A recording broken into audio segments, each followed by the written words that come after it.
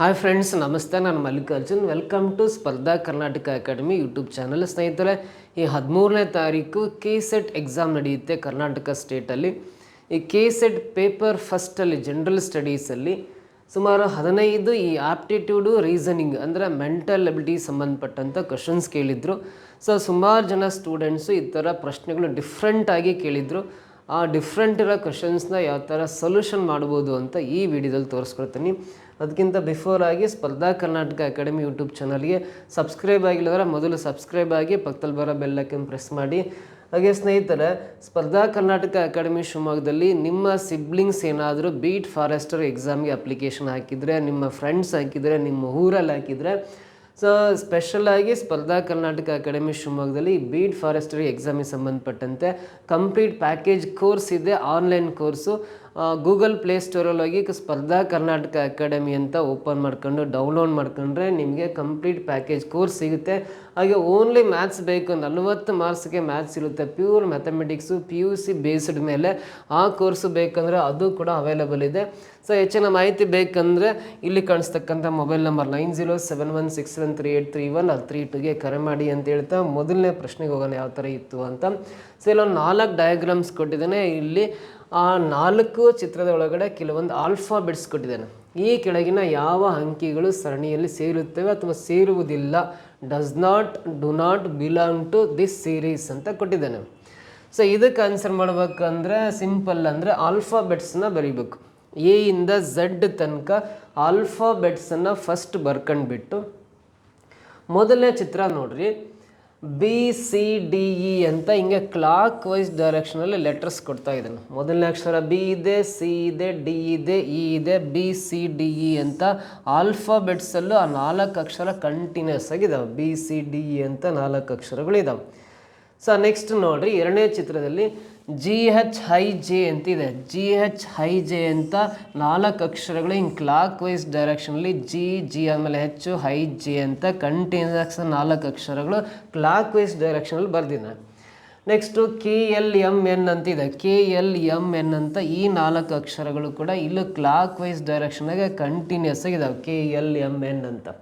So ಇದಾದಮೇಲೆ POQR ಅಂತ ಇದೆ. ಬಟ್ P ಆದಮೇಲೆ O ಇಲ್ಲಿ ಬರುತ್ತೆ, Q ಇಲ್ಲಿ ಬರುತ್ತೆ, R ಬರುತ್ತೆ. ಇವು ಕಂಟಿನ್ಯೂಸ್ ಆಗಿಲ್ಲ. ಫಸ್ಟು POQR ಇದೆ, ಅದು OPQR ಆಗಿದ್ರೆ ಕರೆಕ್ಟ್ ಆಗ್ತಾಯಿತ್ತು.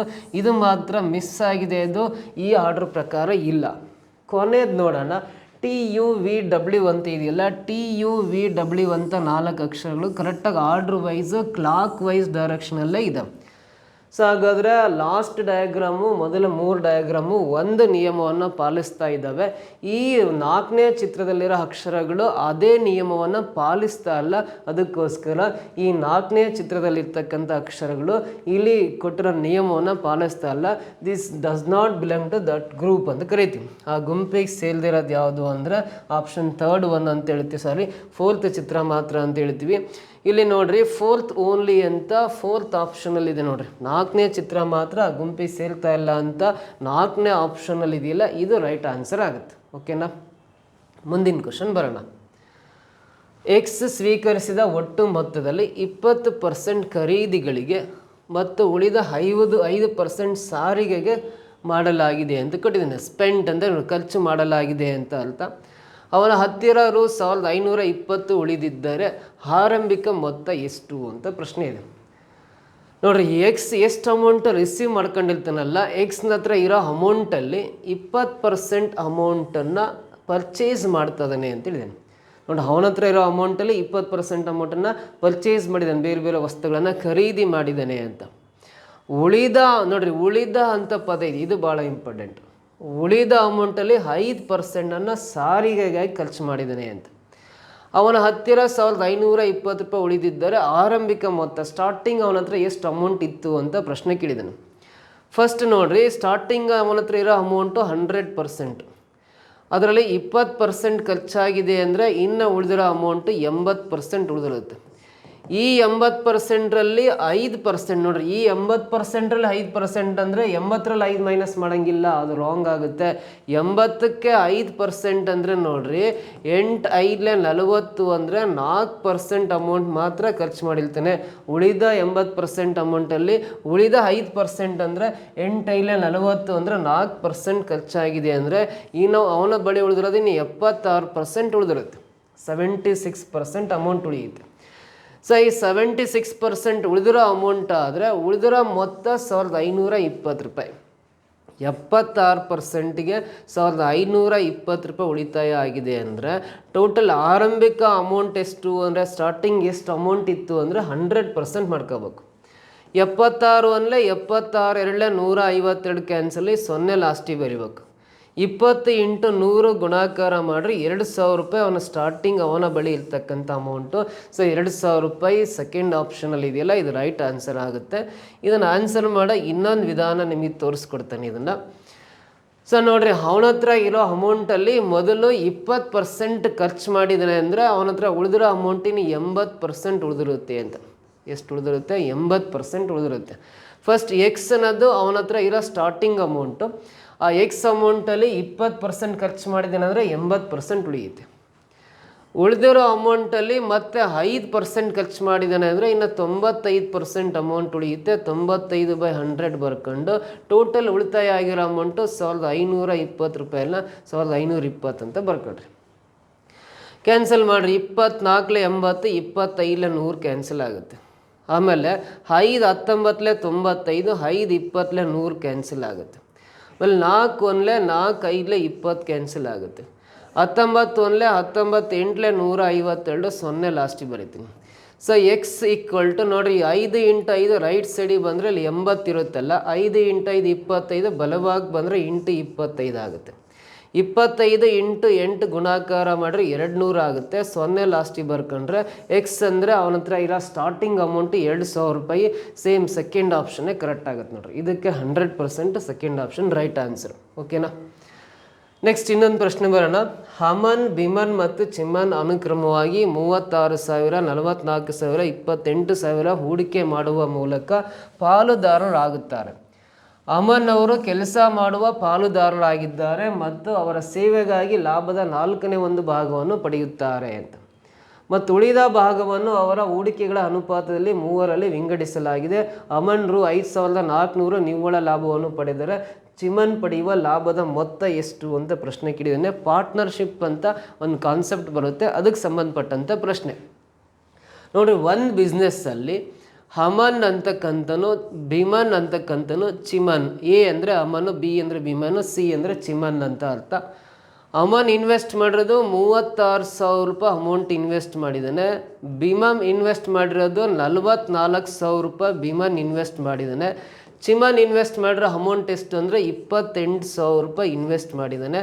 ಸೊ 3 ಜನ ಇನ್ವೆಸ್ಟ್ ಮಾಡಿರೋ ಅಮೌಂಟನ್ನು ಬರ್ಕೊಂಬಿಟ್ಟು ಇನ್ವೆಸ್ಟ್ಮೆಂಟ್ ರೇಷಿಯೋ ಕಂಡುಹಿಡಿಯೋಣ.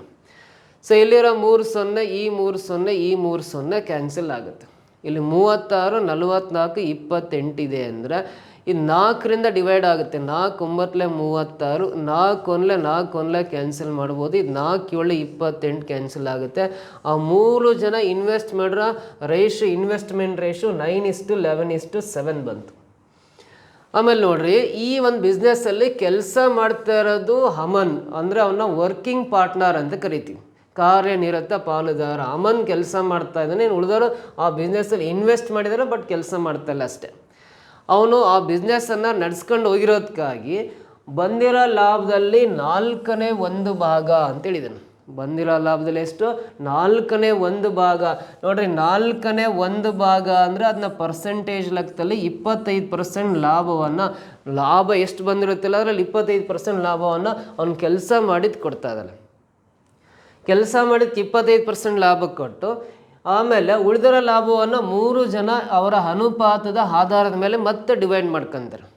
ಮತ್ತು ಕೂಡ ಅಮನಿಯಲ್ಲಿ ಲಾಭ ಸಿಗುತ್ತೆ, ಯಾಕಂದರೆ ಬಂಡವಾಳ ಹಾಕಿದ್ದಕ್ಕೋಸ್ಕರ ಮತ್ತೆ ಲಾಭ ಸಿಗುತ್ತೆ.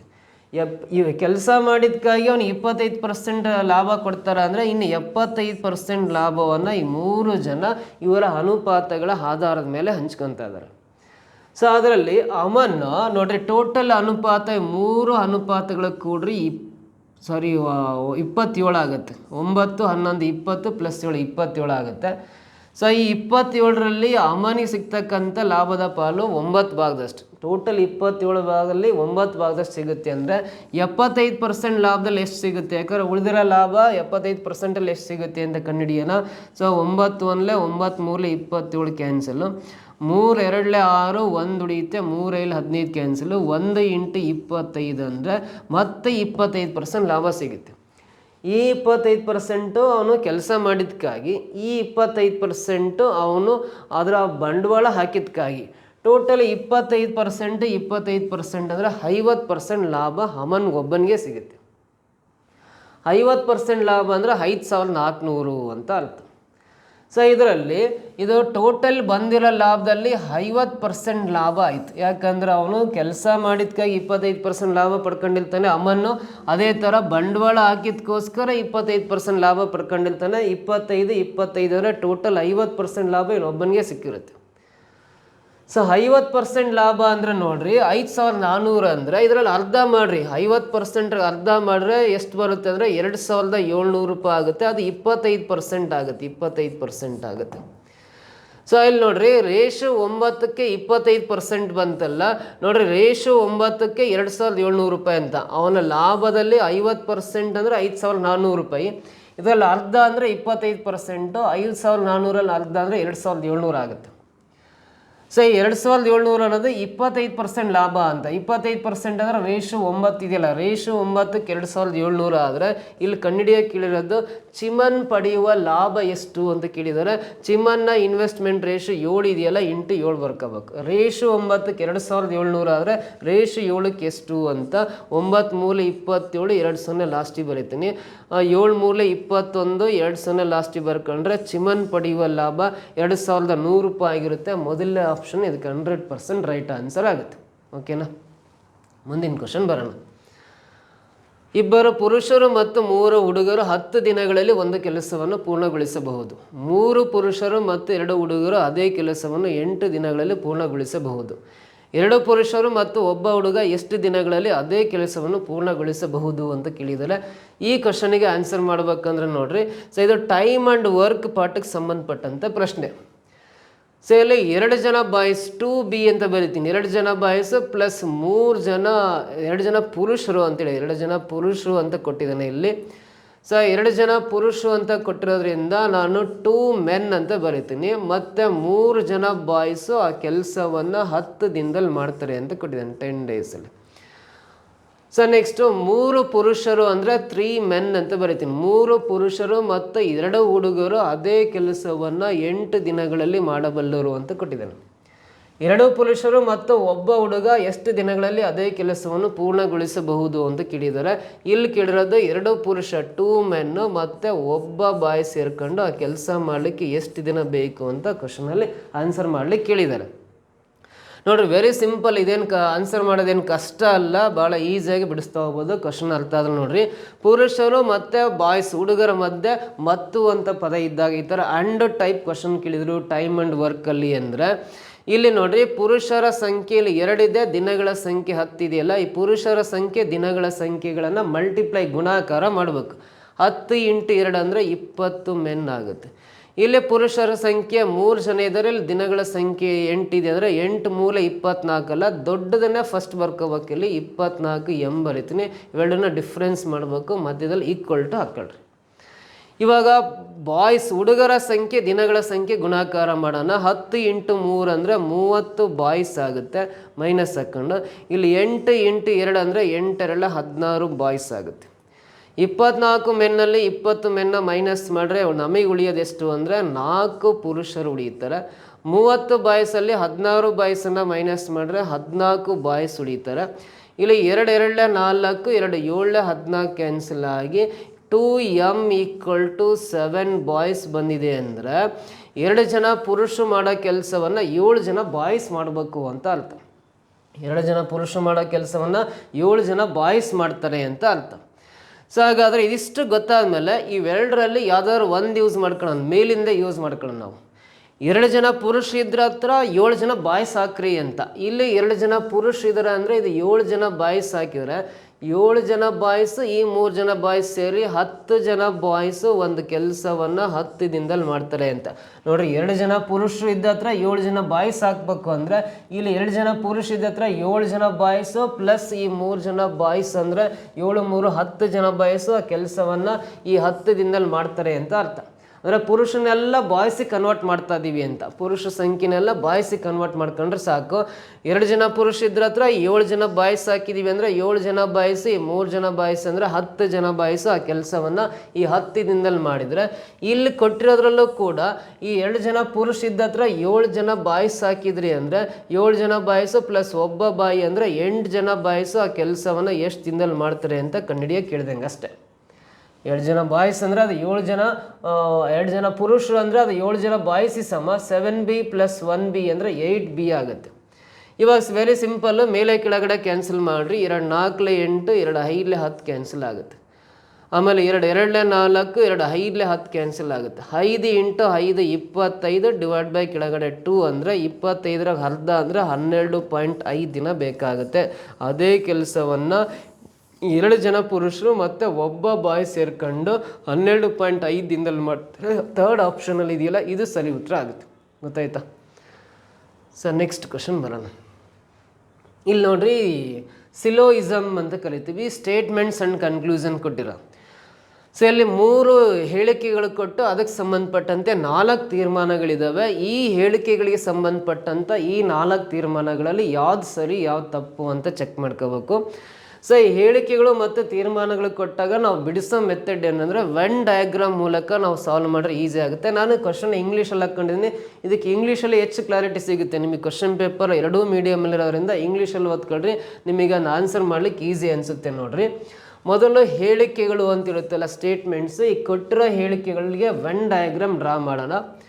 ಆಲ್ ಟ್ರೀಸ್ ಆರ್ ಹಿಲ್ಸ್ ಅಂತ ಕೊಟ್ಟಿದ್ದಾರೆ. ಫಸ್ಟು ಟ್ರೀಗೆ ಒಂದು ಸರ್ಕಲ್ ಡ್ರಾ ಮಾಡ್ತೀನಿ. ಇದು ಟ್ರೀಸ್ ಅಂತ ಟಿ ಅಂತ ಬರಿತೀನಿ. ಆಲ್ ಅಂತ ಇದ್ದಾಗ ಅದ್ರ ಮೇಲ್ಗಡೆ ಕಾನ್ಸೆಂಟ್ರಿಕ್ ಸರ್ಕಲ್ ಹಾಕಿ ಆಲ್ ಟ್ರೀಸ್ ಆರ್ ಹಿಲ್ಸ್ ಹೆಚ್ ಬರೀತಾರೆ. ಎರಡನೇ ಸ್ಟೇಟ್ಮೆಂಟ್ ಬರೋಣ. ಸಮ್ ಹಿಲ್ಸ್ ಆರ್ ಅನಿಮಲ್ಸ್ ಅಂತ ಇದೆಯಲ್ಲ, ಹಿಲ್ಸಿಗೆ ಮಾತ್ರ ಸಮ್ ಅಂತ ಇದ್ದಾಗ ಇಂಟರ್ಸೆಕ್ಟ್ ಆಗೋ ಥರ ಸರ್ಕಲ್ ಬರೀಬೇಕು. ಇಲ್ಲಿ ಸಮ್ ಅಂತ ಇದ್ದಾಗ ಸೊ ಹಿಲ್ಸ್ ಆಲ್ರೆಡಿ ಇದೆ, ಅದಕ್ಕೆ ಇಂಟರ್ಸೆಕ್ಟ್ ಆಗೋ ಥರ ಅನಿಮಲ್ಸ್ ಬರೀಬೇಕು, ಎ ಬರೀತಾ ಇದೆ. ಆಮೇಲೆ ಆಲ್ ಅನಿಮಲ್ಸ್ ಆರ್ ಬರ್ಡ್ಸ್ ಅಂತ ಇದೆಯಲ್ಲ, ಅನಿಮಲ್ಸ್ ಮೇಲ್ಗಡೆ ಮತ್ತೆ concentric circles hockey all animals are birds ಅಂತ ಇದೆಯಲ್ಲ, ಅವ್ರ ಮೇಲ್ಗಡೆ ಆಲ್ ಅಂತಿದ್ದಾಗ ಮೇಲ್ಗಡೆ ಹಾಕೋಬೇಕು ಕಾನ್ಸೆಂಟ್ರಿಕ್ ಸರ್ಕಲ್.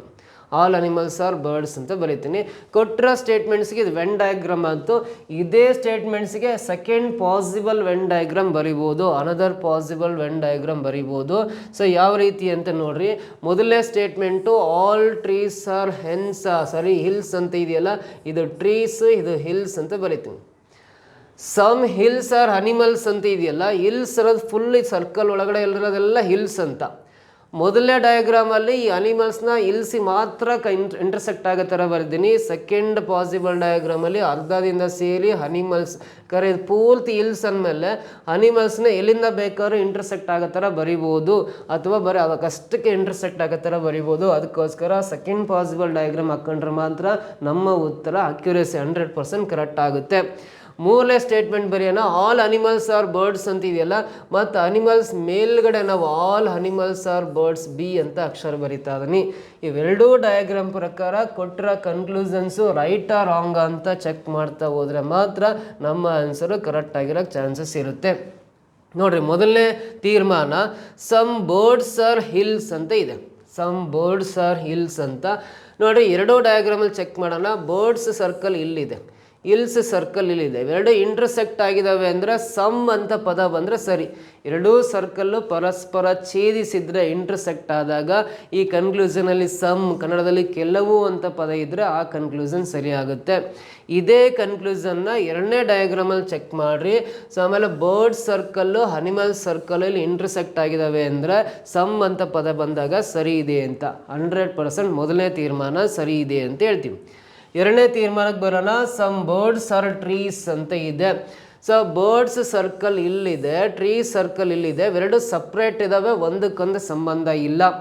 ಟ್ರೀಸ್ ಸರ್ಕಲ್ಲೇ ಬೇರಿದೆ, ಬರ್ಡ್ ಸರ್ಕಲ್ಲೇ ಬೇರಿದೆ, ಒಂದಕ್ಕೊಂದು ಸಂಬಂಧ ಇಲ್ಲ ಅಂದರೆ ನೋ ಅಂತ ಪದ ಬರಬೇಕು. ಬಟ್ ಇಲ್ಲಿ ಸಮ್ ಅಂತ ಕೊಟ್ಟಿರೋದ್ರಿಂದ ಎರಡನೇ ತೀರ್ಮಾನ ಮೊದಲನೇ ಡಯಾಗ್ರಾಮಲ್ಲಿ ರಾಂಗ್ ಆಗುತ್ತೆ. ಎರಡನೇ ತೀರ್ಮಾನ ಫಸ್ಟ್ ಡಯಾಗ್ರಾಮಲ್ಲಿ ರಾಂಗ್. ಇದೇ ತೀರ್ಮಾನ ಸೆಕೆಂಡ್ ಡಯಾಗ್ರಾಮಲ್ಲಿ ನೋಡ್ರಿ.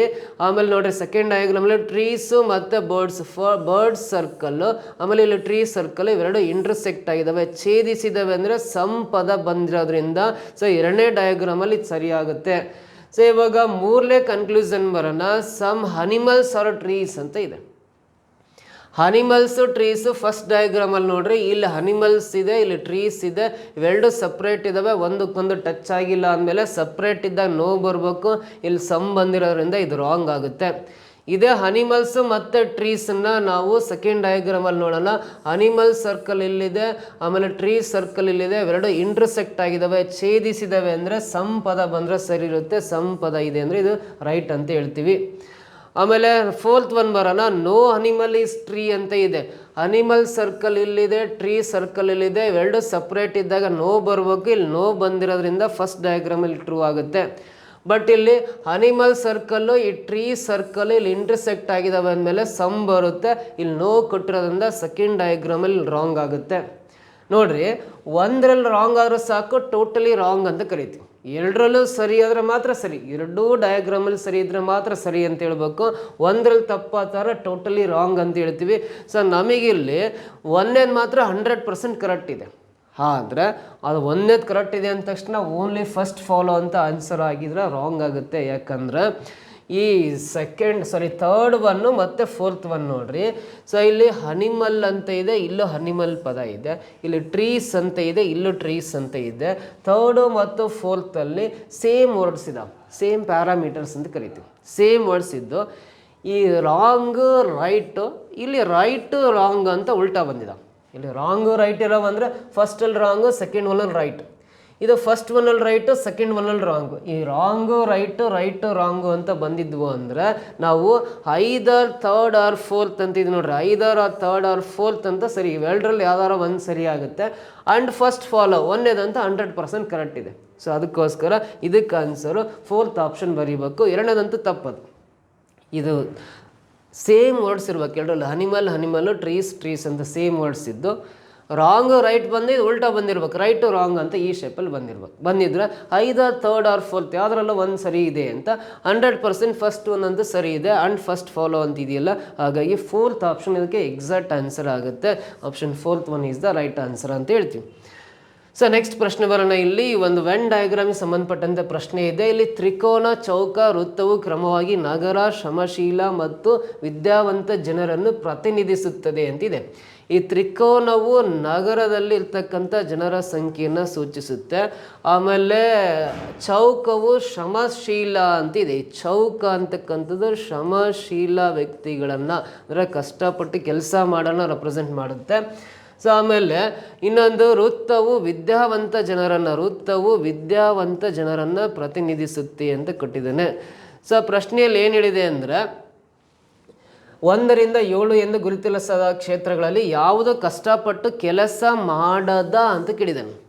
ಕಷ್ಟಪಟ್ಟು ಕೆಲಸ ಮಾಡದ ಅಂತ ಕೊಟ್ಟಿರೋದ್ರಿಂದ ಅಲ್ಲಿ ಯಾವ ಥರ ಇರಬೇಕು ಅಂದರೆ ಅದು ಈ ಕಷ್ಟಪಟ್ಟು ಕೆಲಸ ಮಾಡುವ ಅಂದರೆ ಇದು ಚೌಕ ಹೇಳುತ್ತೆ. ಕೆಲಸ ಮಾಡದ ಅಂದರೆ ಚೌಕದಿಂದ ಆಚೆ ಇರೋ ನಂಬರ್ಸ್, ಚೌಕದೊಳಗಿರೋ ಯಾವ ನಂಬರ್ಸು ಆನ್ಸರ್ ಅಲ್ಲ ಅಂತ. ಕೆಲಸ ಮಾಡೋದಂದರೆ ಇದರಿಂದ ಆಚೆ ಇರೋರು ಕಷ್ಟಪಟ್ಟು ಇವ್ರು ಕೆಲಸ ಮಾಡಲ್ಲ ಅಂತ. ನಮ್ಮ ಆನ್ಸರ್ ಫಸ್ಟ್ ಇರಬೇಕಿಲ್ಲ, ಫೋರ್ತ್ ಇರಬೇಕಿಲ್ಲ, 7th ಇರಬೇಕು. ಕೆಲಸ ಮಾಡದ ನಗರ ವಿದ್ಯಾವಂತ ಜನರನ್ನು ಪ್ರತಿನಿಧಿಸುತ್ತದೆ ಅಂದರೆ ನಗರದಲ್ಲಿ ಇರಬೇಕು, ವಿದ್ಯಾವಂತರಾಗಿರ್ಬೇಕು. ಅಂದರೆ ಈ ಅದು ತ್ರಿಭುಜದೊಳಗಡೆ ಇರಬೇಕು. ವಿದ್ಯಾವಂತ ಅಂದರೆ ಈ ಸರ್ಕಲ್ ಒಳಗಡೆ ಇರಬೇಕಂದ್ರೆ ಈ ಒಂದು ಆನ್ಸರ್ ಆಗಿರೋಕ್ಕೆ ಚಾನ್ಸ್ ಇಲ್ಲ. ಅವರು ತ್ರಿಭುಜದಲ್ಲಿ ಮಾತ್ರ ಇದ್ದಾರೆ, ವಿದ್ಯಾವಂತರಲ್ಲ ಅಂತ. 7 ಕೂಡ ಆನ್ಸರ್ ಅಲ್ಲ, ಯಾಕಂದರೆ ಅವರು ನಗರದಲ್ಲಿಲ್ಲ, ನಗರದಿಂದ ಆಚೆ ಇದ್ದಾರೆ. ಸೊ ಈ 4ನ ಸರಿ ಉತ್ತರ. ಯಾಕಂದರೆ ತ್ರಿಭುಜದೊಳಗಡೆ ಇದೆ ಅಂದರೆ ನಗರದಲ್ಲಿ ಇದ್ದಾರೆ ಅಂತ, ವೃತ್ತದೊಳಗಡೆ ಕಾಣಿಸ್ತಿದೆ ಅಂದರೆ ವಿದ್ಯಾವಂತರು, ಅವರ ಚೌಕದಿಂದ ಆಚೆ ಇದೆ ಅಂದರೆ ಕೆಲಸ ಮಾಡದ, ಕಷ್ಟಪಟ್ಟು ಕೆಲಸ ಮಾಡ್ತಾ ಇಲ್ಲ, ಇವ್ರು ಒಳಗಿರೋಲ್ಲ ಕಷ್ಟಪಟ್ಟು ಕೆಲಸ ಮಾಡೋರು ಅಂತ. ಸೊ ಅದಕ್ಕೋಸ್ಕರ ಈ ಪ್ರಶ್ನೆಗೆ ಆನ್ಸರು 4th ಒನ್ ಆಗುತ್ತೆ. ಆಪ್ಷನ್ 3rd ಒನ್ನಲ್ಲಿದೆ, ಇದು ಸರಿ ಉತ್ತರ ಆಗುತ್ತೆ. ಓಕೆನಾ. ನೆಕ್ಸ್ಟ್ ಕ್ವಶನ್ ಬರೋಣ. What is the value of ಅಂತ ಕೇಳಿದ್ದಾನೆ, ಇದರ ಮೌಲ್ಯ ಎಷ್ಟು ಅಂತ ಕೇಳಿದ್ದಾನೆ. ವೆರಿ ಸಿಂಪಲ್ ಕ್ವಶನ್ ನೋಡ್ರಿ. ಸೊ ಇದನ್ನು ಫಸ್ಟ್ ಸಿಂಪ್ಲಿಫೈ ಮಾಡಿದ್ರೆ ಮೇಲ್ಗಡೆ 1 ಇದೆ, ಕೆಳಗಡೆ 2 ಮೈನಸ್ 3 ಅಂದರೆ -1 ಆಗುತ್ತೆ. ಮೈನಸ್ ಇದೆ ಅಂದರೆ ಕಳಿಬೇಕು, 3ರಲ್ಲಿ 2 ಕಳೆದಾಗ 1 ಬರುತ್ತೆ. ದೊಡ್ಡ ಸಂಖ್ಯೆ ಮುಂದೆ ಮೈನಸ್ ಇರೋದ್ರಿಂದ -1 ಬರೀತೀನಿ, ಮುಂದ್ಗಡೆ ಮೈನಸ್ ಚಿಹ್ನೆ ಇದೆ, ಇದು ಮೈನಸ್ ಹಾಕ್ತೀನಿ. ಮೇಲ್ಗಡೆ 4 ಇದೆ, ಕೆಳಗಡೆ 5 ಮೈನಸ್ 6, ಮೈನಸ್ ಇದೆ ಅಂದರೆ ಕಳೀರಿ, 6ರಲ್ಲಿ 5 ಕಳೆದ್ರೆ -1 ಬರುತ್ತೆ, -1 ಬರೀತೀನಿ. ಮತ್ತೆ ಮೈನಸ್ ಚಿಹ್ನೆ ಇದೆ ಮುಂದೆ. 7 ಡಿವೈಡ್ ಬೈ 8 ಮೈನಸ್ 9 ಇದೆ ಅಂದರೆ 7 ಮೇಲ್ಗಡೆ 8 ಮೈನಸ್ 9 ಅಂದರೆ -1 ಬರುತ್ತೆ. 9ರಲ್ಲಿ 8 ಕಳೆದ್ರೆ 1, ದೊಡ್ಡ ಸಂಖ್ಯೆ ಮುಂದೆ ಮೈನಸ್ ಇರೋದ್ರಿಂದ -1 ಬರೀತೀನಿ. 1 ಡಿವೈಡ್ ಬೈ -1 ಅಂದರೆ -1, ಮೈನಸ್ ಇಂಟು ಮೈನಸ್ ಪ್ಲಸ್ 4/1 ಅಂದರೆ 4 ಆಗುತ್ತೆ, ಮೈನಸ್ ಇಂಟು ಮೈನಸ್ ಪ್ಲಸ್ 7/1 ಅಂದರೆ 7 ಆಗುತ್ತೆ. 7 + 4 11, 11ರಲ್ಲಿ 1 ಕಳೆದ್ರೆ ಇದಕ್ಕೆ ಆನ್ಸರ್ ಫೈನಲಿ 10 ಬರುತ್ತೆ. 10 ಅನ್ನೋದು ಸೆಕೆಂಡ್ ಆಪ್ಷನಲ್ಲಿದೆ, ಇದು ಸರಿ ಉತ್ತರ ಆಗುತ್ತೆ. ಓಕೆನಾ, ಸಿಂಪಲ್ ಕ್ವಶನ್ ಇದು. ಮುಂದಿನ ಪ್ರಶ್ನೆ ಬರಲಿ ನೋಡ್ರಿ. ಬಿಹೇವಿಯರನ್ನು ಇಂಪ್ರಾಪ್ರಿಯಟಿ ಅಂತ ಕೊಟ್ಟಿದ್ದಾನೆ. ಇನ್ ದ ಸೇಮ್ ವರ್ಡ್ ಅನ್ನೋ ಪದಕ್ಕೆ ಮೀನಿಂಗ್ ಏನು ಕೇಳಿದ್ದಾನೆ. ಬಟ್ ಇದು ಯಾವುದೇ ಲಾಜಿಕ್ ಪ್ರಕಾರ ಇಲ್ಲ, ಇದು ಇಂಗ್ಲೀಷು ವರ್ಬಲ್ ಮೀನಿಂಗ್ ಆಗಿರುತ್ತೆ. ಸೊ ಇಂಗ್ಲೀಷ್ ಕ್ರಿಯಾಪದದ ಒಂದು ಮೀನಿಂಗ್ ಕೊಟ್ಟಿದ್ದಾನೆ. ಈ ಬಿಹೇವಿಯರ್ಗೆ opposite word, opposite verbal opposite word ಅದು ಇಂಪ್ರಾಪ್ರಿಯಟಿ ಅಂತ ಕೊಟ್ಟಿದ್ದಾನೆ. ಅಂದರೆ ಈ ವರ್ಡ್ ಪದದ ವರ್ಬ್ ಅಂದರೆ ಕ್ರಿಯಾಪದದ ಆಪೋಸಿಟ್ ವರ್ಡ್ ಯಾವುದು ಅಂತ ಕೇಳಿದಂಗೆ ಅದಕ್ಕೆ ಆನ್ಸರು ಸೊ ಮಾಲಾಪ್ರೋಪಿಸಮ್ ಅಂತ ಇದೆಯಲ್ಲ, ಇದು ಇದಕ್ಕೆ ಸರಿ ಉತ್ತರ ಆಗುತ್ತೆ. 4th ಆಪ್ಷನ್ ಕರೆಕ್ಟ್ ಇದಕ್ಕೆ. ಓಕೆನಾ, ನೆಕ್ಸ್ಟ್ ಪ್ರಶ್ನೆ. ಸೊ ಇಲ್ಲೊಂದು ಡಾಟಾ ಇಂಟರ್ಪ್ರಿಟೇಷನ್ ಕೊಟ್ಟಿದ್ದಾನೆ, ಗ್ರಾಫ್ ಕೊಟ್ಟಿದ್ದಾನೆ. ಈ ಗ್ರಾಫನ್ನು ಓದ್ಕೊಂಡ್ಬಿಟ್ಟು ಕೆಳಗಡೆ ಇಲ್ಲಿ ಪ್ರಶ್ನೆ ಇದೆ, ಇದಕ್ಕೆ ಆನ್ಸರ್ ಮಾಡ್ತಾ ಹೋಗ್ಬೇಕು. ನೋಡ್ರಿ ಏನಂತ. ದ ಎಕ್ಸ್ಪೆಂಡಿಚರ್ ಕನ್ನಡದಲ್ಲಿದೆ ಪ್ರಶ್ನೆ, ಕನ್ನಡದಲ್ಲಿ ಓದೋದಾದ್ರೆ ನೋಡ್ರಿ, ಕನ್ನಡದಲ್ಲಿ ಇಲ್ಲ ಅನಿಸುತ್ತೆ, ಇಂಗ್ಲೀಷಲ್ಲೇ ಇದೆ, ಇಂಗ್ಲೀಷಲ್ಲೇ ಓದಿಬಿಡ್ತೇನೆ ನಾನು. The expenditure of a company Y in 2008 and 2009 is 25 lakhs and 30 lakhs respectively. What was the total income of company Y in 2008 and 9 together ಅಂತಿದೆ. ಸೊ ಇಲ್ಲೊಂದು ಗ್ರಾಫ್ ಇದೆ, ಲೈನ್ ಗ್ರಾಫ್ ಅಂತ ಕರಿತೀವಿ, ರೇಖಾ ನಕಾಶೆ, ರೇಖಾ ಚಿತ್ರ ಅಂತ. ಇಲ್ಲಿ 2007, 2008, 2009 ಹಿಂಗೆಲ್ಲ ಇಯರ್ಸ್ ಕೊಡ್ತಾ ಹೋಗಿದ್ದಾನೆ. 2010, 2011, 12ರಲ್ಲಿ. ಸೊ ಎಕ್ಸ್ ಕಂಪನಿ ಮತ್ತು ವೈ ಕಂಪ್ನಿ, ಡಾಟೆಡ್ ಲೈನಲ್ಲಿರೋದೆಲ್ಲ ಎಕ್ಸ್ ಕಂಪನಿ. ಸೊ ಈ ಕಂಟಿನ್ಯೂಸ್ ಲೈನ್ ಇರೋದೆಲ್ಲ ವೈ ಕಂಪ್ನಿದು. ಪ್ರಾಫಿಟ್ ಪರ್ಸೆಂಟೇಜ್ ಕೊಟ್ಟಿದ್ದಾನೆ, ಶೇಕಡ ಲಾಭ ಎಷ್ಟೆಷ್ಟಿದೆ ಅಂತ. ಸೊ 2007ರಿಂದ 2012ರವರೆಗೂ ಎಕ್ಸ್ ಕಂಪನಿ ಮತ್ತು ವೈ ಕಂಪ್ನಿದ ಪ್ರಾಫಿಟ್ ಪರ್ಸೆಂಟೇಜ್ ಅಂದರೆ ಶೇಕಡ ಲಾಭ ಎಷ್ಟೆಷ್ಟಿದೆ ಅಂತ ಕೊಡ್ತಾ ಹೋಗಿದ್ದಾನೆ. ಸೊ ಈ ಲೈನ್ ಗ್ರಾಫ್ನ ಯೂಸ್ ಮಾಡ್ಕೊಂಬಿಟ್ಟು ಇಲ್ಲಿ ಕೊಟ್ಟಿರೋ ಪ್ರಶ್ನೆಗೆ ಆನ್ಸರ್ ಮಾಡಬೇಕು. ಕಂಪನಿ ವೈ ಅಂತೇಳಿದ್ದಾನೆ ಅಂದರೆ ಕಂಟಿನ್ಯೂಸ್ ಲೈನ್ ಇರ್ತಕ್ಕಂಥದ್ದು. ಕಂಪನಿ ವೈನ ಎಕ್ಸ್ಪೆಂಡಿಚರ್ ಅಂದರೆ ಖರ್ಚು ಕೊಟ್ಟಿದ್ದಾನೆ. 2008ರಲ್ಲಿ ಎಷ್ಟಿದೆ ಅಂದರೆ ಕಂಪನಿ ವೈದು ಖರ್ಚು 25 ಲಕ್ಷ ಇದೆ. ಸೊ 2009ರಲ್ಲಿ ವೈ ಕಂಪ್ನಿದು ಎಕ್ಸ್ಪೆಂಡಿಚರ್ 30 ಲಕ್ಷ ಇದೆ. ಹಾಗಾದರೆ ಅದೇ 2008-09ರಲ್ಲಿ ಈ ವೈ ಕಂಪ್ನಿದು ಟೋಟಲ್ ಇನ್ಕಮ್ ಎಷ್ಟಾಗುತ್ತೆ ಅಂತ ಕೇಳಿದ್ದಾನೆ. ನೋಡಿರಿ, ಇದಕ್ಕೆ ಆನ್ಸರ್ ಮಾಡ್ಬೇಕಂದ್ರೆ ಸೊ ಇದಕ್ಕೆ ಸಿಂಪಲಾಗಿ ಆನ್ಸರ್ ಮಾಡೋದಂದ್ರೆ ನೋಡಿರಿ, ಫಸ್ಟು ಇಲ್ಲಿ ವೈ ಕಂಪ್ನಿದು ಇಲ್ಲೇ ತೋರಿಸ್ಬಿಡ್ತೀನಿ. ವೈ ಕಂಪ್ನಿದು 2008ರಲ್ಲಿ ಎಕ್ಸ್ಪೆಂಡಿಚರ್ 25 ಲಕ್ಷ ಇದೆ ಅಂದರೆ ವೈ ಕಂಪ್ನಿದು 2008ರಲ್ಲಿ ಇನ್ಕಮ್ ಎಷ್ಟು ಅಂತ ಕಂಡುಹಿಡಿಯೋದಾದರೆ, ಫಸ್ಟ್ ನೋಡ್ರಿ, ಈ 2008ರಲ್ಲಿ ವೈ ಕಂಪ್ನಿದು ಪ್ರಾಫಿಟ್ ಪರ್ಸೆಂಟೇಜ್ ಎಷ್ಟಿದೆ ಅಂದರೆ ಇಲ್ಲಿ 50% ಇದೆ. 50%ಗೆ ಇದು ಕಾಣಿಸ್ತಾ ಇದೆ. ಸೊ 50%ಗೆ ಈಕ್ವಲ್ ಆಗಿದೆ. ಸೊ ಹಾಗಾಗಿ ವೈ ಕಂಪ್ನಿದು 2008ರಲ್ಲಿ 50% ಲಾಭ ಇದೆ ಅಂದರೆ 100 ರೂಪಾಯಿ ಎಕ್ಸ್ಪೆಂಡಿಚರ್ ಇದೆ ಅಂದರೆ 50% ಲಾಭ ಅಂದರೆ 150 ರೂಪಾಯಿ ಲಾಭ ಬಂದಿರುತ್ತೆ ಅಂತ. 100 ರೂಪಾಯಿ ಎಕ್ಸ್ಪೆಂಡಿಚರ್ ಇದೆ ಅಂದರೆ 50% ಲಾಭ ತೋರಿಸ್ತಾ ಇದೆ ಅಂದರೆ 150 ರೂಪಾಯಿ ಇನ್ಕಮ್ ಬಂದಿದೆ ಅಂತ ಅರ್ಥ. ಸೊ 100 ರೂಪಾಯಿ ಖರ್ಚಾದರೆ ಇನ್ಕಮ್ ಬಂದಿರೋದು 150 ರೂಪಾಯಿ ಅಂತ ಅರ್ಥ. ಹಾಗಾದರೆ 25 ಲಕ್ಷ ಖರ್ಚಿಗೆ ಎಷ್ಟು ಇನ್ಕಮ್ ಅಂತ ಕಂಡುಹಿಡಿಬೇಕು. ಹಾಗೆ 8 25 ಬರಿತೀನಿ. ಇದು 52 100, 53 150 ಕ್ಯಾನ್ಸಲು. 25 × 3 75 ಡಿವೈಡ್ ಬೈ 2 ಅಂದರೆ 75ರ ಅರ್ಧ 37.5 ಲಕ್ಷ ಅನ್ನೋದು ಸೊ ವೈ ಕಂಪ್ನಿದು 2008ರಲ್ಲಿ ಬರ್ತಕ್ಕಂಥ ಇನ್ಕಮ್ ಅದು. ಸೊ ಇದೇ ವೈ ಕಂಪ್ನಿದು 2009ರಲ್ಲಿ ಇನ್ಕಮ್ ಎಷ್ಟು ಬರುತ್ತೆ ಅಂತ ಕಂಡುಹಿಡಿಯೋಣ. 2009ರಲ್ಲಿ ಇನ್ಕಮ್ ಎಷ್ಟು ಅಂತ ಕಂಡುಹಿಡಿಯೋದಾದರೆ ನೋಡಿ, 2009ರಲ್ಲಿ ವೈ ಕಂಪ್ನಿದು ಪ್ರಾಫಿಟ್ ಪರ್ಸೆಂಟೇಜ್ ಗ್ರಾಫಲ್ಲಿ ನೋಡ್ರಿ, ಇಲ್ಲಿ ಎಷ್ಟಕ್ಕಿದೆ ಅಂದರೆ 60% ಕಾಣಿಸ್ತಾ ಇದೆ. ಸೊ ಹಾಗಾದರೆ 100 ರೂಪಾಯಿ ಖರ್ಚು ಮಾಡಿದ್ದೀವಿ ಅಂದರೆ 60% ಲಾಭ ಬಂದಿದೆ ಅಂದರೆ 160 ರೂಪಾಯಿ ಇನ್ಕಮ್ ಬಂದಿದೆ ಅಂತ. 100 ರೂಪಾಯಿ ಖರ್ಚು ಮಾಡಿದ್ದೀವಿ ಅಂದರೆ 60% ಲಾಭ ಆಗಿದೆ ಅಂದರೆ 160 ರೂಪಾಯಿ ಇನ್ಕಮ್ ಆಗಿರುತ್ತೆ ಅಂತ. 100 ರೂಪಾಯಿ ಖರ್ಚಿಗೆ 160 ರೂಪಾಯಿ ಇನ್ಕಮ್ ಆದರೆ 30 ಲಕ್ಷ ಖರ್ಚು ಮಾಡಿದರೆ ಎಷ್ಟು ಇನ್ಕಮ್ ಬಂದಿರುತ್ತೆ ಅಂತ ಕಂಡುಹಿಡಿಯೋಣ. ಸೊ ಇದು ಕ್ಯಾನ್ಸಲ್ ಮಾಡೋಣ. ಈ 0 ಕ್ಯಾನ್ಸಲು, ಕೆಳಗಡೆ ಒಂದಿದೆ ಅವಶ್ಯಕತೆ ಇಲ್ಲ. 16 3 48. ಸೊ ಹಾಗಾದ್ರೆ 2009ರಲ್ಲಿ ವೈ ಕಂಪ್ನಿದು ಟೋಟಲ್ ಇನ್ಕಮು 48 ಲಕ್ಷ ಆಗುತ್ತೆ. ಇವೆರಡೂ ಕೂಡ್ಕೋಬೇಕು, ಎರಡೂ ಸೇರಿ ಎಷ್ಟು ಅಂತ ಕ್ವಶನ್ ಕೇಳಿದ್ದಾನೆ. ಅವೆರಡೂ ಆ್ಯಡ್ ಮಾಡಿದ್ರೆ ಎಷ್ಟು ಅಂತ ಕಂಡುಹಿಡಿಯೋಕೆ ಕೇಳಿದ್ದಾನೆ. ಸೊ ಇಲ್ಲಿ ಪಾಯಿಂಟ್ ಲಾಸ್ಟಿಗೆ ಬರೆಯೋಣ. 8 + 7 15ಕ್ಕೆ 5 ದಶಕ 1, 5 + 3 8 ಆಗುತ್ತೆ.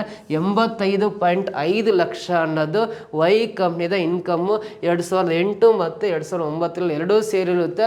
ಆಪ್ಷನ್ 3 ಒನ್ನಲ್ಲಿ ನೋಡ್ರೆ 100% ಅದು ಸರಿ ಉತ್ತರ ಆಗಿರುತ್ತೆ. ನೆಕ್ಸ್ಟ್ ಪ್ರಶ್ನೆ ಬರೋಣ.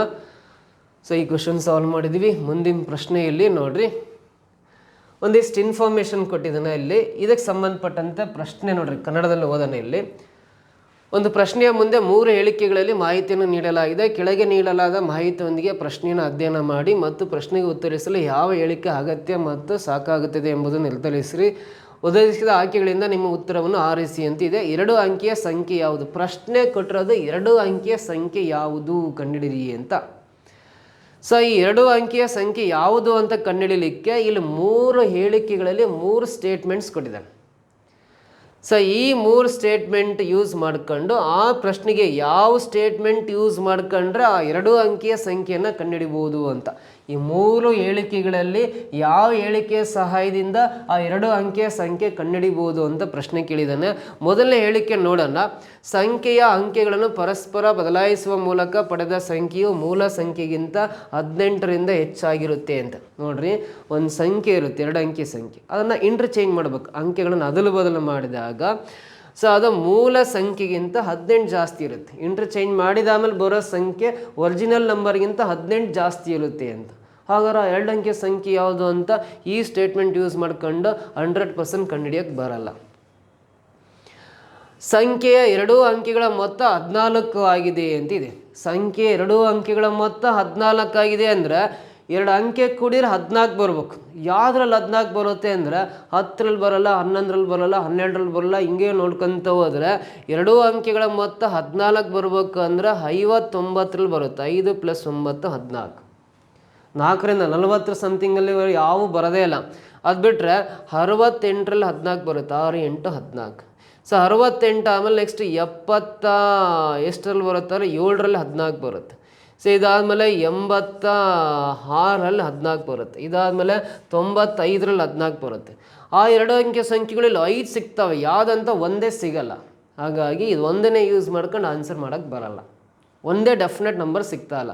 ಹಳೆ ಅಂಕೆ ಸಂಖ್ಯೆ ಅದು 5 ಸಂಖ್ಯೆ ಸಾಧ್ಯತೆ ಇದೆ. ಸಂಖ್ಯೆಯ 2 ಅಂಕೆಗಳ ನಡುವಿನ ವ್ಯತ್ಯಾಸ 2 ಆಗಿದೆ. ಆ ಸಂಖ್ಯೆಯಲ್ಲಿರುವ 2 ಅಂಕೆಗಳ ನಡುವಿನ ವ್ಯತ್ಯಾಸ ಎಷ್ಟು ಬರ್ಬೇಕಂದ್ರೆ 2 ಬರ್ಬೇಕು. ಆ ಥರದ ಸಾಕಷ್ಟು ಬರ್ತವೆ. ಯಾವ ವ್ಯತ್ಯಾಸ 2 ಬರ್ತಕ್ಕಂಥವು? 13ರಲ್ಲಿ 3 1 2 ಬರುತ್ತೆ. ಸೊ ನೆಕ್ಸ್ಟ್ 13ರಲ್ಲಿ 3 1 2 ಬರುತ್ತೆ ಅಂದರೆ 24ರಲ್ಲಿ ವ್ಯತ್ಯಾಸ 2 ಬರುತ್ತೆ. 35ರಲ್ಲಿ ವ್ಯತ್ಯಾಸ 2 ಬರುತ್ತೆ. ಸೊ 42ರಲ್ಲಿ ವ್ಯತ್ಯಾಸ 2 ಬರುತ್ತೆ. ಆಮೇಲೆ 31ರಲ್ಲಿ ವ್ಯತ್ಯಾಸ 2 ಬರುತ್ತೆ. 31ರಲ್ಲಿ ವ್ಯತ್ಯಾಸ 2 ಬರುತ್ತೆ.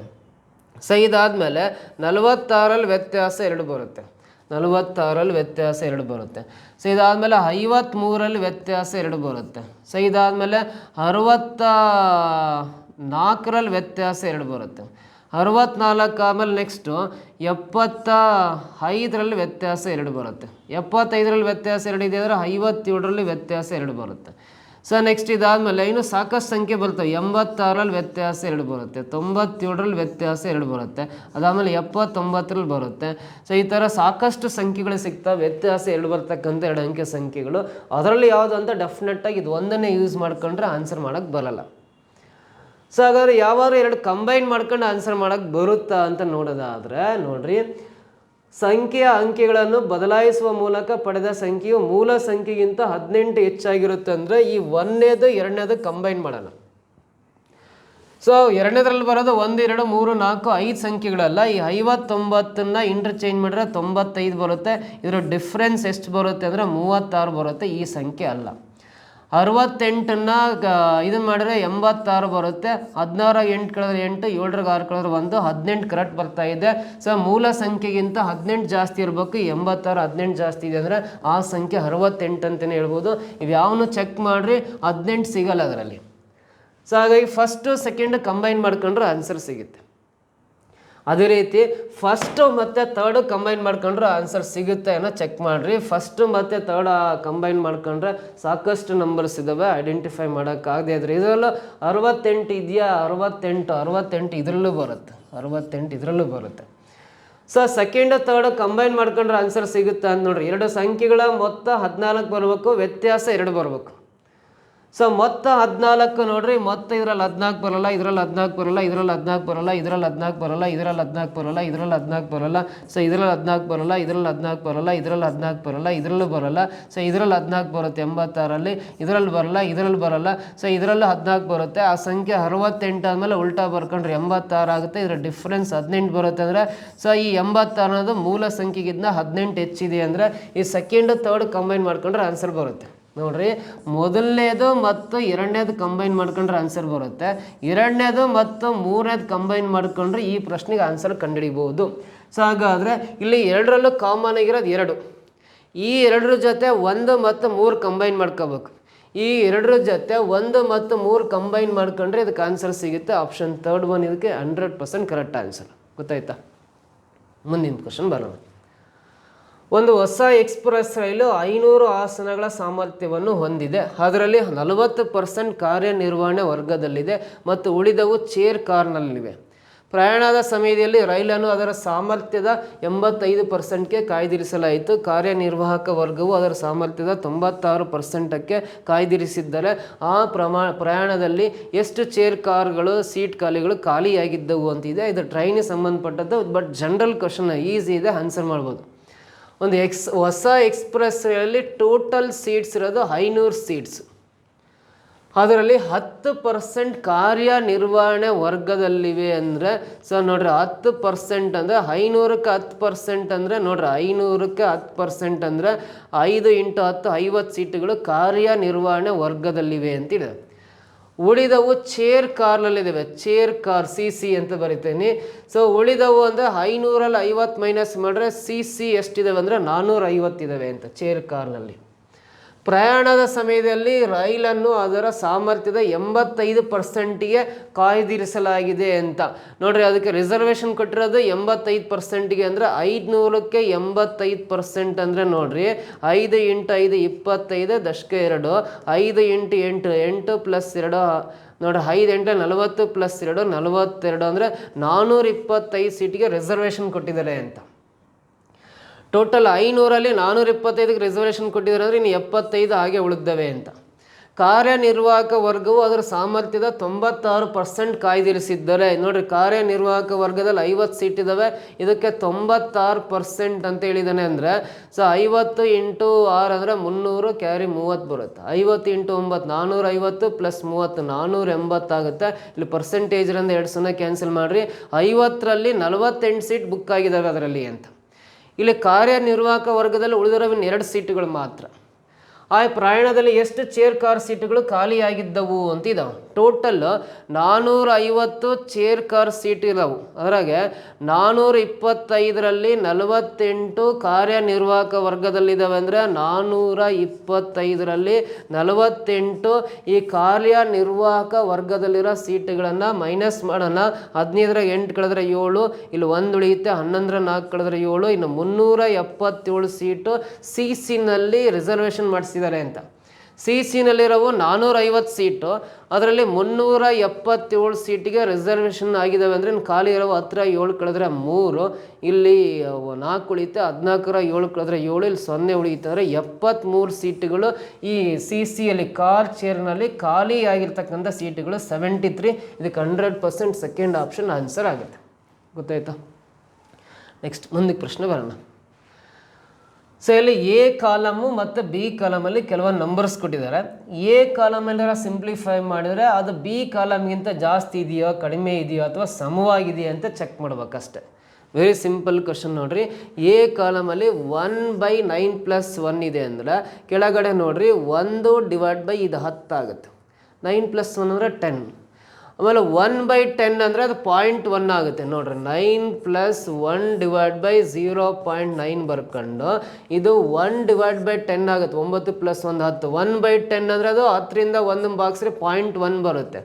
ಸೊ ಇವಾಗ 9+1/0.9 + 0.1 ಕೂಡಿದರೆ 1 ಬರುತ್ತೆ. ಸೊ 9 + 1/1 ಅಂದರೆ 1 ಆಗುತ್ತೆ, = 10 ಬರುತ್ತೆ ನೋಡಿರಿ. ಇದಿಷ್ಟು ಸಿಂಪ್ಲಿಫೈ ಮಾಡಿದರೆ ನಮಗೆ ಆನ್ಸರ್ 10 ಬರುತ್ತೆ. ಕಾಲಮ್ ಬಿನಲ್ಲೂ 10 ಇದೆ ಅಂದರೆ ಇಲ್ಲಿ 4 ಆಪ್ಷನ್ಸಲ್ಲಿರೋದು ಯಾವ್ದು ಸರಿ ಅಂತ ಕೇಳಿದ್ದಾರೆ. ಕಾಲಮ್ ಎನಲ್ಲಿರುವ ಪ್ರಮಾಣವು ಬಿ ಕಾಲಮ್ನಲ್ಲಿರುವ ಪ್ರಮಾಣಕ್ಕಿಂತ ಹೆಚ್ಚಾಗಿರುತ್ತೆ ಅಂತ ಕೊಟ್ಟಿದ್ದಾನೆ. ಹೆಚ್ಚಿಲ್ಲ, ಅವೆರಡು ಸಮ ಇದ್ದಾವೆ ಅಂತ. ಕಾಲಮ್ ಬಿ ಯಲ್ಲಿರುವ ಪ್ರಮಾಣವು ಎ ಕಾಲಮ್ನಲ್ಲಿರುವ ಪ್ರಮಾಣಕ್ಕಿಂತ ಹೆಚ್ಚಾಗಿರುತ್ತೆ ಅಂತ ಹೇಳಿದರೆ ಇದು ರಾಂಗು. ಹೆಚ್ಚಾಗಿರಲ್ಲ, ಸಮ ಇರ್ತವೆ. ಎರಡೂ ಪ್ರಮಾಣಗಳು ಸಮಾನವಾಗಿವೆ ಅಂತಿದೆಯಲ್ಲ, ಥರ್ಡ್ ಆಪ್ಷನ್ ಇದಕ್ಕೆ ರೈಟ್ ಆನ್ಸರ್ ಆಗುತ್ತೆ. ಓಕೆನಾ? ನೆಕ್ಸ್ಟ್ ಪ್ರಶ್ನೆ ಬರೋಣ. ಸೊ ಇಲ್ಲೊಂದು ಡಾಟಾ ಇಂಟರ್ಪ್ರಿಟೇಷನಲ್ಲಿ ಡಾಟಾ ಟೇಬಲ್ ಕೊಟ್ಟಿದ್ದಾನೆ. So area is given in million hectares ಅಂತ ಕೊಟ್ಟಿದ್ದಾನೆ. ಇಲ್ಲಿ ಏರಿಯಾ ಮಿಲಿಯನ್ ಹೆಕ್ಟೇರ್ಗಳಲ್ಲಿ ಕೊಟ್ಟಿದ್ದಾನೆ. ಮಿಲಿಯನ್ ಹೆಕ್ಟೇರ್ಸಲ್ಲಿ ಏರಿಯಾ ಕೊಟ್ಟಿದ್ದಾನೆ ಅಂತ ಇದೆ. ಮಿಲಿಯನ್ ಹೆಕ್ಟೇರ್ಸಲ್ಲಿ ಏರಿಯಾ ಇದೆ. ಸೊ ಆಮೇಲೆ production if given in million tons ಅಂತ ಇದೆ. ಪ್ರೊಡಕ್ಷನ್ನು ಮಿಲಿಯನ್ ಟನ್ಸಲ್ಲಿ ಕೊಡ್ತಾ ಇದ್ದಾನೆ. ಆಮೇಲೆ ಈಲ್ಡ್ ಈಸ್ ಗಿವನ್ ಇನ್ kg/ಹೆಕ್ಟೇರ್ ಅಂತ ಕೊಟ್ಟಿದ್ದಾನೆ. ಸೊ ಅಲ್ಲಿ ಉತ್ಪಾದನೆ ಈಲ್ಡ್ ಎಷ್ಟು ಬರುತ್ತೆ ಅಂದರೆ 1 kgಗೆ ಅಲ್ಲ 1 ಹೆಕ್ಟೇರ್ಗೆ ಎಷ್ಟು kg ಈಲ್ಡಿಂಗ್ ಬರ್ತಾ ಇದೆ ಅಂತ ಈ ಟೇಬಲಲ್ಲಿ ಕೊಟ್ಟಿದ್ದಾನೆ. ಸೊ ಇದಕ್ಕೆ ಸಂಬಂಧಪಟ್ಟಂತೆ ಪ್ರಶ್ನೆ ಇದೆ, ಅದಕ್ಕೆ ಆನ್ಸರ್ ಮಾಡ್ತಾ ಹೋಗ್ಬೇಕು ನೋಡ್ರಿ. ಮೆಕ್ಕೆಜೋಳಕ್ಕೆ ಸಂಬಂಧಪಟ್ಟಿದ್ದು ಪ್ರಶ್ನೆ. ಮೆಕ್ಕೆಜೋಳದ ಉತ್ಪಾದನೆ ಸಂಯುಕ್ತ ವಾರ್ಷಿಕ ಬೆಳವಣಿಗೆಯ ದರ ಹೆಚ್ಚಾದರೆ ಮತ್ತು ಅದು 2012, 13 ಮತ್ತು 13-14 ನಡುವಿನ ಬೆಳವಣಿಗೆಯ ದರದಷ್ಟೇ ಆಗಿದ್ದರೆ ಸಾಗುವಳಿ ಪ್ರದೇಶ ಅಷ್ಟೇ ಇದ್ದಲ್ಲಿ 2015-16ರಲ್ಲಿ ಇಳುವರಿ kg/ಹೆಕ್ಟೇರ್ನಲ್ಲಿ ಎಷ್ಟಿರುತ್ತದೆ ಅಂತ. ಸಿಂಪಲ್ ಕ್ವಶನ್ ನೋಡ್ರಿ, ಏನು ಕಷ್ಟ ಇಲ್ಲ. ಸರಿ, 1 ಎಕರೆಗೆ ಎಷ್ಟು ಇಳುವರಿ ಬರುತ್ತೆ ಅಂದರೆ 2011-12ರಲ್ಲಿ 1 ಎಕರೆಗೆ 1518 kg ಇಳುವರಿ ಬರುತ್ತೆ. 2012-13ರಲ್ಲಿ 1376 kg ಇಳುವರಿ ಬರುತ್ತೆ. 13-14ರಲ್ಲಿ 1676 kg ಇಳುವರಿ ಬರುತ್ತೆ. ನೋಡ್ರಿ, ಇಲ್ಲಿ 2012 ಮತ್ತು 13ರಿಂದ 13 ಮತ್ತು 14ಕ್ಕೆ ಇಳುವರಿಯ ಪ್ರಮಾಣ ಎಷ್ಟು ಜಾಸ್ತಿ ಆಗಿದೆ ಅಂದರೆ 12-13ಕ್ಕಿಂತ 13-14ರಲ್ಲಿ ನೋಡ್ರಿ 1676ರಲ್ಲಿ 1376ನ್ನ ಮೈನಸ್ ಮಾಡಿದ್ದೀವಿ ಅಂದರೆ 0.03 ಅಂದರೆ 300 kg. ಇಲ್ಲಿಂದ ಇಲ್ಲಿಗೆ 300 kg ಉತ್ಪಾದನೆ ಪ್ರತಿ ಹೆಕ್ಟರ್ಗೆ ಜಾಸ್ತಿ ಆಗ್ತಾ ಹೋಗುತ್ತೆ ಅಂತ. ಹಿಂಗೆ ಪ್ರತಿ ವರ್ಷದಲ್ಲಿ ಬೆಳವಣಿಗೆಯ ದರ ಹೆಚ್ಚಾಗ್ತಾ ಹೋದರೆ 2015-16ರಲ್ಲಿ ಬೆಳವಣಿಗೆಯ ದರ ಅಂದರೆ ಉತ್ಪಾದನೆ ಎಷ್ಟು kg ಬರುತ್ತೆ ಉತ್ಪಾದನೆ ಅಂತ ಕ್ವಶನ್ ಕೇಳಿದ್ದಾನೆ. ಸೊ 2012-13ರಿಂದ 13-14ಕ್ಕೆ 1 ಹೆಕ್ಟರ್ಗೆ 300 kg ಹೆಚ್ಚು ಉತ್ಪಾದನೆ ಆಗ್ತಾ ಇದೆ ಅಂದರೆ ಇಲ್ಲಿಂದ ಇಲ್ಲಿಗೂ ಕೂಡ 300 kg ಹೆಚ್ಚು ಉತ್ಪಾದನೆ ಆಯಿತು ಅಂದರೆ 1676ಕ್ಕೆ 300 ಕೂಡ್ರಿ, ಮತ್ತು ಇಲ್ಲಿಂದ ಇಲ್ಲಿಗೆ ಮತ್ತೆ 300 kg ಹೆಚ್ಚು ಉತ್ಪಾದನೆ ಆಗಿದೆ ಅಂದರೆ ಇಲ್ಲಿಂದ ಇಲ್ಲಿಗೆ 300 ಪ್ಲಸ್ ಇಲ್ಲಿ 300 ಅಂದರೆ ಟೋಟಲ್ 600 kg ಜಾಸ್ತಿ ಆಗುತ್ತೆ. 1676ಕ್ಕೆ 600 kgಯನ್ನು ಕೂಡಿದಾಗ 6, 7, 12ಕ್ಕೆ 2 ದಶಕ 1 2 ಬರುತ್ತೆ ಅಂದರೆ 2276 kg 2015 ಮತ್ತು 16ರಲ್ಲಿ ಇಳುವರಿ ಆಗಿರುತ್ತೆ. 2276 ಅನ್ನೋದು ಮೊದಲನೇ ಆಪ್ಷನಲ್ಲಿ ಇದೆಯಲ್ಲ, ಅದು ಸರಿ ಉತ್ತರ ಆಗುತ್ತೆ. ಗೊತ್ತಾಯ್ತಾ? ಈ ರೀತಿ ಪ್ರಶ್ನೆಗಳು ಈ KCET ಎಕ್ಸಾಮಲ್ಲಿ ಕೇಳಿರ್ತಕ್ಕಂಥವು. ಇನ್ನೊಂದು ಲಾಸ್ಟ್ ಕ್ವಶನ್ ನೋಡ್ರಿ. ಒಂದು ಮೊಲವು 9 ಸಲ ಜಿಗಿಯುವ ಸಮಯದಲ್ಲಿ ನಾಯಿ 4 ಸಲ ಜಿಗಿಯುತ್ತೆ. ನೋಡ್ರಿ, ಮೊಲ 9 ಸಲ ಜಿಗಿಯೋ ಟೈಮಲ್ಲಿ ನಾಯಿ 4 ಸಲ ಜಿಗಿಯುತ್ತೆ ಅಂತ ಕೊಟ್ಟಿದ್ದಾನೆ. ನೋಡ್ರಿ, 9 ಸಲ ಜಿಗಿಯುವ ಸಮಯದಲ್ಲಿ ಮೊಲ 9 ಸಲ ಜಿಗಿಯುವ ಸಮಯದಲ್ಲಿ ನಾಯಿ 4 ಸಲ ಜಿಗಿಯುತ್ತೆ ಅಂತ ಕೊಟ್ಟಿದ್ದಾನೆ. ಆದರೆ ನಾಯಿ ಜಿಗಿತದ ಉದ್ದ 1/3 ಮೀಟ್ರ್ ಅಂತ ಕೊಟ್ಟಿದ್ದಾನೆ. ಅಂದರೆ 3 2 6 + 1 ಅಂದರೆ 7/3 ಮೀಟ್ರ್. 1 ಸಲ ಜಿಗಿದ್ರೆ ನಾಯಿ 7/3 ಮೀಟ್ರ್ ಮುಂದಕ್ಕೆ ಹೋಗುತ್ತೆ ಅಂತ. ಮೊಲ ಜಿಗಿತದ ಉದ್ದ ಕೇವಲ 1 ಮೀಟ್ರ್ ಅಂತಿದೆ. ಮೊಲ ಕೇವಲ 1 ಮೀಟ್ರ್ ಜಿಗಿಯುತ್ತೆ ಅಂತ ಕೊಟ್ಟಿದ್ದಾನೆ. ಮೊಲವು 16 ಮೀಟರ್ನಷ್ಟು ದೂರ ಮೊದಲು ಪೂರ್ಣಗೊಳಿಸಿದ್ದರೆ ಮೊಲವನ್ನು ಹಿಡಿಯುವ ಮೊದಲು ನಾಯಿ ಎಷ್ಟು ಸಲ ಜಿಗಿಯಬೇಕಾಗುತ್ತದೆ ಅಂತ ಕ್ವಶನ್ ಕೊಟ್ಟಿದ್ದಾನೆ. ನೋಡ್ರಿ, ಈ ಕ್ವಶನಿಗೆ ಆನ್ಸರು ಹೆಂಗೆ ಮಾಡೋದು ಅಂದರೆ ನಾಯಿ 1 ಸಲ ಜಿಗಿದ್ರೆ 7/3 ಮೀಟ್ರ್ ಹೋಗುತ್ತೆ ಅಂದರೆ ಆ ಥರ 4 ಸಲ ಜಿಗಿದ್ರೆ ಎಷ್ಟು ಮೀಟ್ರ್ ಹೋಗುತ್ತೆ ಅಂತ ಕಂಡುಹಿಡಿಯೋಣ. 4 × 7/3 ಬರ್ಕೊಳ್ಳೋಣ. ಒಂದು ಸಲ ಮೊಲ ಜಿಗಿದ್ರೆ 1 ಮೀಟ್ರ್ ದೂರ ಹೋಗುತ್ತೆ. 9 ಸಲಕ್ಕೆ ಎಷ್ಟು ಹೋಗುತ್ತೆ ಅಂದರೆ 1 × 9 ಬರ್ಕೊಂಡು. ಸೊ ಇವೆರಡಕ್ಕೂ ಡಿಫ್ರೆನ್ಸ್ ಎಷ್ಟು ದೂರ ಆಗುತ್ತೆ ಅಂತ ಕಂಡುಹಿಡಿಯೋಣ. ನಾಯಿ 4 ಸಲ ಜಿಗಿಯೋದಕ್ಕೂ ಮೊಲ 9 ಸಲ ಜಿಗಿಯೋದಕ್ಕೂ ಸೇಮ್ ಇರುತ್ತೆ ಟೈಮು ಅಂತ ಹೇಳಿದ್ದಾನೆ. ಹಾಗಾದ್ರೆ ನಾಯಿ 4 ಸಲ ಜಿಗಿದ್ರೆ ಎಷ್ಟು ದೂರ ಮುಂದಕ್ಕೆ ಹೋಗುತ್ತೆ, ಮೊಲ 9 ಸಲ ಜಿಗಿದ್ರೆ ಎಷ್ಟು ದೂರ ಮುಂದಕ್ಕೆ ಹೋಗುತ್ತೆ ಕಂಡುಹಿಡ್ಕೊಂಡು ಅವೆರಡಕ್ಕೂ ಡಿಸ್ಟೆನ್ಸ್ ಎಷ್ಟಾಗುತ್ತೆ ನೋಡೋಣ. ಇದು 4 7 28 ಡಿವೈಡ್ ಬೈ ಕೆಳಗಡೆ 3 ಇದೆ. ಇದು 1 9 9 ಆಗುತ್ತೆ. ಇದನ್ನ ಕ್ರಾಸ್ ಮಲ್ಟಿಪ್ಲೈ ಮಾಡಬೇಕು. 28 ಹಿಂಗೆ ಅಲ್ಲಿ 3 9 27 ಆಗುತ್ತೆ. ಕೆಳಗಡೆ 3 ಬರೀತೀನಿ. 28ರಲ್ಲಿ 27 ಕಳೆದ್ರೆ 1/3 ಮೀಟ್ರ್ ಡಿಫ್ರೆನ್ಸ್ ಆಗುತ್ತೆ. ಸೊ ನಾಯಿ 4 ಸಲ ಜಿಗಿಯೋದಕ್ಕೂ ಮೊಲ 9 ಸಲ ಜಿಗಿದಾಗ ಅವರಿಬ್ಬರದ್ದು ಡಿಫ್ರೆನ್ಸ್ 1/3 ಮೀಟ್ರ್ ಆಗುತ್ತೆ. ಹಾಗಾದರೆ ಮೊಲ 16 ಮೀಟ್ರ್ ದೂರ ಹೋಗಿದೆ ಅಂದರೆ ನಾಯಿ ಎಷ್ಟು ಸಲ ಜಿಗಿದ್ರೆ ಆ ಒಂದು ಮೊಲವನ್ನು ಹಿಡಿಬೋದು ಅಂತ ಕ್ವಶನ್ ಕೇಳಿದ್ದಾನೆ. ಸೊ ಹಾಗಾಗಿ ಮೊಲ ಹೋಗಿರೋದು 16 ಮೀಟ್ರ್ ದೂರ ಅಲ್ಲ. ಸೊ ನಾಯಿ ಅವೆರಡಕ್ಕೂ ಡಿಫ್ರೆನ್ಸ್ 1/3 ಮೀಟ್ರ್ ಇದೆಯಲ್ಲ, ಇದನ್ನು ಡಿವೈಡ್ ಮಾಡಿರಿ. 16 ಇದು 1/3 ಉಲ್ಟಾಗುತ್ತೆ, 3/1 ಆಗುತ್ತೆ. 16 3 48. ಸೊ ನಾಯಿ 48 ಸಲ ಜಿಗಿಬೇಕಾಗುತ್ತೆ ಮೊಲ ಹಿಡಿಬೇಕಂದ್ರೆ. ನಾಯಿ 1 ಸಲ ಜಿಗಿದ್ರೆ 7/3 ಮೀಟ್ರ್. ಹಾಗಾದ್ರೆ 48 ಸಲಕ್ಕೆ ಎಷ್ಟಾಗುತ್ತೆ ಅಂತ ಕಂಡುಹಿಡಿಬೇಕು. ಸೊ ನೋಡ್ರಿ, ಮೊಲ 16 ಮೀಟ್ರ್ ದೂರ ಹೋಗಿದೆ ಅಂದರೆ ಅವೆರಡರ ಡಿಫ್ರೆನ್ಸ್ 1/3 ಮೀಟರ್ಸ್ ಅಲ್ಲ. ಆ ಡಿಫ್ರೆನ್ಸಿಂದ 16 ಡಿವೈಡ್ ಮಾಡಿದ್ರೆ 48 ಸಲ ಬರುತ್ತೆ. ಸೊ ಹಾಗಾದ್ರೆ ನೋಡ್ರಿ, 48 ಸಲ ಜಿಗಿಬೇಕಾಗುತ್ತೆ ನಾಯಿ. 48 ಸಲಕ್ಕೆ ಎಷ್ಟು ಬರುತ್ತೆ ಅಂತ ನೋಡೋದಾದ್ರೆ 3 1 3 1 ಉಳಿಯುತ್ತೆ. 3 6 18 ಕ್ಯಾನ್ಸಲ್ ಆಗುತ್ತೆ.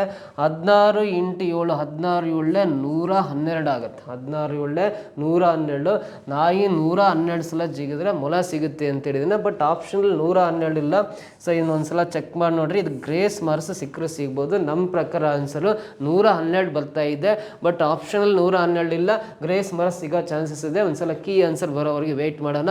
ಇವೆಲ್ಲ KSET 2024ರಲ್ಲಿ ಕೇಳಿರ್ತಕ್ಕಂಥ ಪ್ರಶ್ನೆಗಳಿಗೆ ಆನ್ಸರ್ ಮಾಡೋ ವಿಧಾನ ನಿಮಗೆ ತೋರಿಸ್ಕೊಟ್ಟಿದ್ದೀನಿ. ಸೊ ಈ ವಿಡಿಯೋ ಇಷ್ಟ ಆಗಿದೆ ನಿಮಗೆ ಒಂದು ಲೈಕ್ ಮಾಡಿ, ಏನಾದ್ರು ಅನಿಸಿದ್ರೆ ಕಮೆಂಟ್ ಮಾಡಿ, ನಿಮ್ಮ ಫ್ರೆಂಡ್ಸಿಗೆಲ್ಲ ಶೇರ್ ಮಾಡ್ತಾ ಬನ್ನಿ ಅಂತ ಹೇಳ್ತಾ ವಿಡಿಯೋನ ಕೊನೆವರೆಗೂ ವಾಚ್ ಮಾಡಿದ್ದಕ್ಕೆ ತಮ್ಮೆಲ್ಲರಿಗೂ ಧನ್ಯವಾದಗಳು. Thank you so much.